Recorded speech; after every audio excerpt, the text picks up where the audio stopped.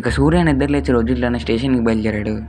కానీ సూర్య మాత్రం తనకి రాత్రి జరిగిన దాని గురించి ఆలోచిస్తూ ఉన్నాడు. ఇక ఆ రోజు విక్రమ్ సూర్యని ఆ కేసు గురించి అడిగినా సరే ఏం మాట్లాడలేదు. ఇక సూర్య ఎప్పట్లోనే డ్యూటీ కంప్లీట్ చేసుకుని ఇంటికి బయలుదేరాడు.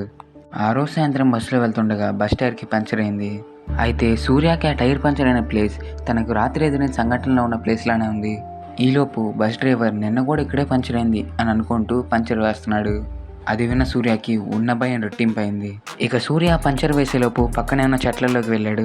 అక్కడ సూర్యకు తన ఫుట్ ప్రింట్స్ కనబడ్డాయి. దాంతోపాటు ఆ ముసలావిడ ఫుట్ ప్రింట్స్ కూడా కనబడ్డాయి. ఈలోపు సూర్యకి ఒక అన్నోన్ నెంబర్ నుంచి ఫోన్ వచ్చింది.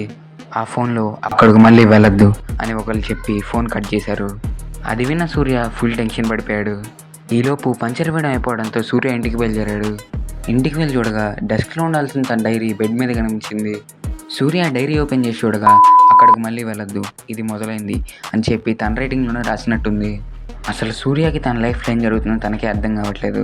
సూర్య మిడ్ నైట్ లేచి మళ్ళీ ఆ డైరీ ఇంకా తనకి ఫారెస్ట్లో ఉన్నప్పుడు వచ్చిన ఫోన్ నెంబర్ని చూశాడు.